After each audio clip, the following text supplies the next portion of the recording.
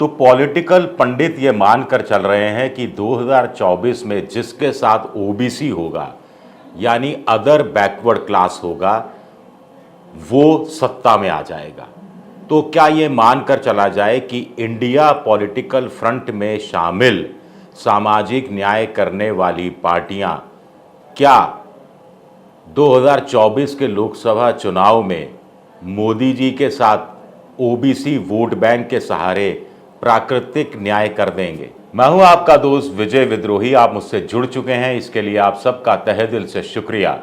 और अगले 7-8 मिनट में आपसे जुड़े रहने की कोशिश करूंगा। तो बात हो रही है ओबीसी पॉलिटिक्स की।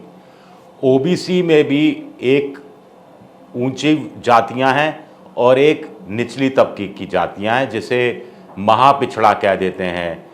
और ये नीतीश कुमार ने ये प्रयोग किया था, लेकिन बीजेपी इस प्रयोग में थोड़ा आगे बढ़ गई है और सामाजिक न्याय करने वाली पार्टियां और कांग्रेस ये थोड़ा पिछड़ गई हैं 2019 के लोकसभा चुनाव के संदर्भ में देखा जाए। लेकिन 2024 के लोकसभा चुनाव के संदर्भ में अगर एक आंकलन लगाने की कोशिश की जाए तो क्या इंडिया में शामिल सामाजिक न्याय वाली पार्टियां और कांग्रेस मिलकर बीजेपी के ओबीसी या एमबीसी, जो मोस्ट बैकवर्ड क्लास है, महापिछड़े हैं, उस वोट बैंक में सेंध लगा सकती हैं? ये अपने आप में एक बड़ा सवाल उठता है। थोड़ा आंकड़ों का अध्ययन करेंगे। सामाजिक न्याय में हम नीतीश कुमार की पार्टी को मान रहे हैं। वो बड़ी पार्टियां लालू प्रसाद यादव की पार्टी है, अखिलेश यादव की पार्टियां हैं, स्टालिन की तमिलनाडु में पार्टी है डीएमके। इसके अलावा अनुप्रिया पटेल हैं, उपेंद्र कुशवाहा है, जीतन राम मांझी है, चिराग पासवान है, उनके चाचा हैं, ओम प्रकाश राजभर हैं और छोटी मोटी अन्य कई पार्टियां हैं। तो अब पहले आंकड़ों के हिसाब से देखते हैं। आंकड़े के हिसाब से देखा जाए तो बीजेपी ने ओबीसी वोट बैंक में अच्छी खासी बढ़त बनाई है। 2009 के लोकसभा चुनाव में बीजेपी को 22% ओबीसी वोट मिला था, जो 2014 में बढ़कर 34% हो गया और 2019 में बढ़कर 44% हो गया। यानी 2009 के मुकाबले 2019 में दुगना हो गया। और कांग्रेस का वोट बैंक जो 2009 में 24% होता था, वो 2014 में घटकर 15% पर आया और 2019 में भी 15% पर टिका रहा। और सामाजिक न्याय करने वाली जो अन्य पार्टियां हैं, उनका 2009 में जो ओबीसी वोट था वो 54% था, जो 2014 में घटकर 51% हो गया। लेकिन 2019 में और ज़्यादा गिरावट आती है और वो 41% पर आ जाता है। तो ऐसे में तो खतरनाक है। लेकिन तब अलग अलग थे ये 2019 में। सामाजिक न्याय करने वाली पार्टियां कोई इंडिया नाम का फ्रंट नहीं बनाया था, कांग्रेस के साथ भी नहीं थे। इसके हिसाब से देखा जाए तो जो 41% वोट सामाजिक न्याय करने वाली पार्टियों को मिला, उसमें से 5 या 6% आप छोड़ दीजिए चिराग पासवान के लिए, अनुप्रिया पटेल के लिए, ओम प्रकाश राजभर के लिए, उपेंद्र कुशवाहा के लिए, जो बीजेपी के साथ हैं, तो करीब 34-35% वोट क्या ये सामाजिक न्याय करने वाली पार्टियां अपने पक्ष में ले जाने में कामयाब होंगी, जो इंडिया का हिस्सा हैं, और प्लस इनको 15% वोट कांग्रेस का मिल जाएगा, तो ये तादाद क्या 50% तक पहुंच जाएगी? ये अपने आप में बड़ा सवाल उठता है। लेकिन बीजेपी का भी जो 44% अपने दम पर वोट था, उसमें चिराग पासवान, ओम प्रकाश राजभर, जीतन राम मांझी, उपेंद्र कुशवाहा, अनुप्रिया पटेल, तमाम पार्टियों को जोड़ दिया जाए तो वो भी 44 से बढ़कर करीब करीब 50% पहुंचता है। तो मामला, मुकाबला बराबर का दिखता है। ऐसे में ये देखना दिलचस्प होगा कि इंडिया जो पूरा जोर लगा रहा है ओबीसी गणना की करने की बात पर, और नीतीश कुमार ने तो ये सुप्रीम कोर्ट से भी हरी झंडी मिल गई है कि नए सिरे से वो बताएं कि साहब वास्तव में ओबीसी 45% हैं या 46% हैं, तो उसके अनुपात में आरक्षण की नई व्यवस्था तय हो ताकि हलचल मचाई जा सके। लेकिन बीजेपी क्या कर रही है? बीजेपी को मालूम है कि ओबीसी के अंदर यादव हुए, कुर्मी हुए, ये कुछ जगह जैसे जाटों को भी ओबीसी में आरक्षण मिला हुआ है। तो ये संपन्न वर्ग हैं, ये मोटे तौर पर यादव हुए, कुर्मी हुए, ये उनके साथ नहीं है। तो जो एमबीसी है, मोस्ट बैकवर्ड क्लास है, जो महापिछड़े हैं, उन पर सेंध लगाया है बीजेपी ने, और इसमें कुछ हद तक वो कामयाब भी हुए हैं। यहाँ भी एक बड़ा दिलचस्प आंकड़ा है, आपको बता देते हैं। 1996 में बीजेपी को ओबीसी में ऊंची जातियों का 22% वोट मिला, और जो महापिछड़े थे उनका सिर्फ 17% वोट मिला।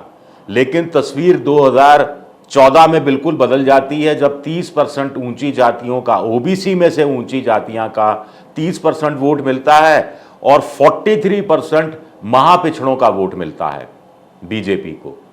2019 में कहानी और बदलती है। ओबीसी ऊंची जातियां 40% बीजेपी के पास, और 48% एमबीसी यानी मोस्ट बैकवर्ड क्लास बीजेपी के साथ। उधर कांग्रेस की स्थिति देखिए, 1996 में ओबीसी की ऊंची जातियों का 24% वोट मिलता है, जो 2019 में घटकर 13% हो जाता है। इसी तरह महापिछड़ों का 27% वोट 1996 में मिलता है, जो 15% पर आ जाता है 2019 में। अब सारा दारोमदार कहाँ आ टिकता है? तभी हम बार बार कह रहे हैं कि नीतीश हुए, तेजस्वी यादव हुए, अखिलेश यादव हुए, स्टालिन हुए, इनके हाथ में सत्ता की चाबी है, इनके हाथ में कुंजी है सत्ता की, और इंडिया को इन्हीं दलों पर भरोसा है। क्यों? मैं आपको आंकड़ा बताता हूं। ओबीसी ऊंची जातियों का 1996 में 40% वोट मिलता है इन सामाजिक न्याय करने वाली पार्टियों को, और महापिछड़ों का मिलता है 43%। हालांकि 2019 में यह घटकर 33% और 20% रह जाता है, लेकिन बिखरे हुए रूप में ये परसेंटेज है। अगर ये मिल जाएं और कांग्रेस का वोट भी इनके साथ मिल जाएं, तो ये अपने आप में कमाल दिखा सकता है, क्योंकि कांग्रेस और इंडिया के पास, हमें यह नहीं भूलना चाहिए कि 19% मुसलमान वोट हैं जो पुख्ता तौर पर उनके साथ हैं। बीजेपी के पास नहीं है ये वोट बैंक। तो यूपी, बिहार और भी उत्तर भारत के कई राज्यों में ओबीसी वोट, कुछ हद तक दलित वोट और पूरी तरह से एक तरफा मुसलमान वोट, ये बहुत बड़ी तादाद में हो जाता है। क्या इसका फायदा इंडिया उठा पाएगा या नहीं उठा पाएगा, ये देखना दिलचस्प है, और इसी हिसाब से 2024 की रणनीति भी तय की जाएगी। अब मोटे तौर पर हमने मान लिया कि मुकाबला टक्कर का है।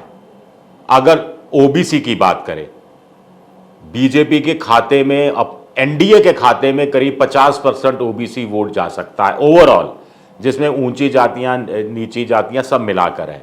लेकिन इंडिया के खाते में भी करीब करीब 50% वोट जाने की गुंजाइश आज की तारीख में दिख रही है, प्रोवाइडेड सब एक हो जाए। तो ऐसे में क्या तोड़ दोनों एनडीए और इंडिया निकाल रहे हैं। एनडीए के तोड़ की पहले बात कर लेते हैं, मोदी जी के। तो अभी विश्वकर्मा योजना शुरू की गई, 15,000 करोड़ रुपया रखा गया, और इससे जो महापिछड़ों में 30% जातियां आती हैं, उनको आकर्षित करने के लिए जो कारीगर है, उनको 1 लाख रुपए तक का कर्ज मिलेगा, बिना ब्याज के कर्ज मिलेगा। तो उनको लुभाने की योजना है, और तरकश में 2 तीर है। एक रोहिणी कमीशन की रिपोर्ट है, और दूसरा क्रीमी लेयर है। अब ओबीसी में क्या होता है कि एक क्रीमी लेयर होती है, 8 लाख रुपए इस समय फिक्स है। यानी ओबीसी में जो जातियां हैं जिनकी सालाना आय 8 लाख रुपए से ज्यादा है, वो ओबीसी से हट जाएंगी। ओबीसी आरक्षण का फायदा उन्हें नहीं मिलेगा। अब बीजेपी, मोदी सरकार क्या करने जा रही है कि 8 लाख को बढ़ाकर क्रीमी लेयर को 10 लाख कर दिया जाएगा। कुछ लोग कह रहे हैं हो सकता है 12 लाख कर दिया जाए। तो इससे क्या होगा कि ओबीसी की वो जातियां भी आरक्षण का फायदा उठा पाएंगी और क्रीमी लेयर में आने से बच जाएंगी, नॉन क्रीमी लेयर में रहेंगी। अब इसका एक घाटा यह है कि जो बड़ी जातियां हैं, प्रभावशाली जातियां हैं, अब महापिछड़े तो बेचारे कहां 8 लाख रुपए सालाना कमा सकते हैं। बड़ी प्रभावशाली जातियां ही कमा सकती हैं। तो उससे घाटा किसको होगा? महापिछड़ों को। तो बीजेपी सरकार ये तोल मोल रही है कि इसके राजनीतिक नफा नुकसान कितने हैं। राज्य सरकारों ने इस बीच एक महत्वपूर्ण काम किया है। पहले क्या होता था कि ये 8 लाख की जो सालाना आय में जमीन को भी और जायदाद को भी जोड़ दिया जाता था। अब होता है कि कुछ लोगों के पास बाप दादों की 10 बीघा 15 बीघा जमीन पड़ी है, लेकिन अनुपजाई भीड़ है, जमीन है, कुछ उगता है नहीं, उसमें सिंचाई की व्यवस्था नहीं है, लेकिन कागजों में तो उसकी कीमत अच्छी खासी है। ऐसे ही पुराना टूटा फूटा पुश्तैनी घर है, लेकिन घर की जमीन की कीमत तो है। अब कुछ सरकारों ने क्या किया कि इसमें से ये चीजें हटा ली क्रीमी लेयर तय करने के लिए, और कहा कि सिर्फ जो कमाई होगी, जो आर्थिक कमाई है, जो चल संपत्ति है, अचल को साइड में रख दिया जाए, चल संपत्ति को ही काउंट किया जाएगा। तो एक ये ओबीसी वोट बैंक को प्रभावित करने के लिए। दूसरा, रोहिणी कमीशन की रिपोर्ट है जो 2633 जातियों का विश्लेषण कर रही है, जिसमें से उसका कहना है कि इसमें से 1700-1800 जातियां ऐसी हैं जिनको ओबीसी आरक्षण का 2.68% लाभ ही मिला है, और इन 1800 में से भी 900 जातियां ऐसी हैं जिनको 0% लाभ मिला है। तो क्यों ना कोटा में कोटा कर दिया जाए, यानी 27% ओबीसी है, उसमें से 4 श्रेणियां कर दी जाए। पहली श्रेणी में ऊंची जातियां रखी जाए जिनको 10% आरक्षण दिया जाए, दूसरी श्रेणी में कुछ और जातियों को रखा जाए जिनको 6% आरक्षण दिया जाए, तीसरी श्रेणी में कुछ और जातियों को रखा जाए जिनको 5% आरक्षण दिया जाए, और जो चौथी श्रेणी में जो नीचे की जातियों को रखा जाए और उनको 2% आरक्षण दिया जाए। ऐसा कुछ माना जा रहा है, ऐसी कोई सिफारिशें रोहिणी कमीशन की आई हैं जो अभी तक हमारे पास सार्वजनिक नहीं हुई है। तो ये खेल बीजेपी करेगी नहीं करेगी, ये बर के छत्ते में हाथ डालने के बराबर होगा। उधर इंडिया सीधा सीधा कह रहा है कि साहब ओबीसी की जातीय जनगणना करा लो, जितने ओबीसी हैं पता लग जाएगा। अभी तक क्या हुआ था कि मंडल कमीशन ने 1931 की जातीय जनगणना के हिसाब से माना था कि देश में 52% ओबीसी है और अनुपात में 27% को आरक्षण दे दिया गया था।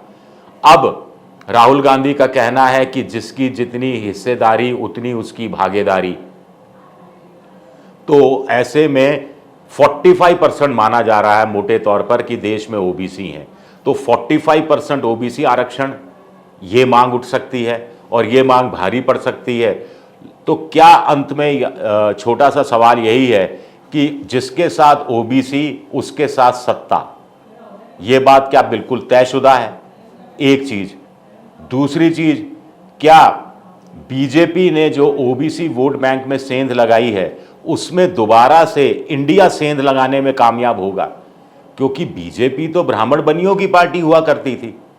इंदिरा गांधी तो ब्राह्मण शब्द का भी इस्तेमाल नहीं करती थी, सिर्फ कहती थी कि बीजेपी बनियों की पार्टी है, क्योंकि बनियों से मतलब होता था उस समय सूदखोरी, महाजनी, जिससे आम आदमी बहुत पसंद नहीं करता था जिसको। लेकिन अब संघ का काम हुआ है, आरएसएस का काम हुआ है, और आरएसएस ने ये महापिछड़ों में सेंध लगाई है। तो सामाजिक न्याय करने वाली पार्टियां तेजस्वी यादव, नीतीश कुमार, अखिलेश यादव क्या एक मंच पर आएंगे?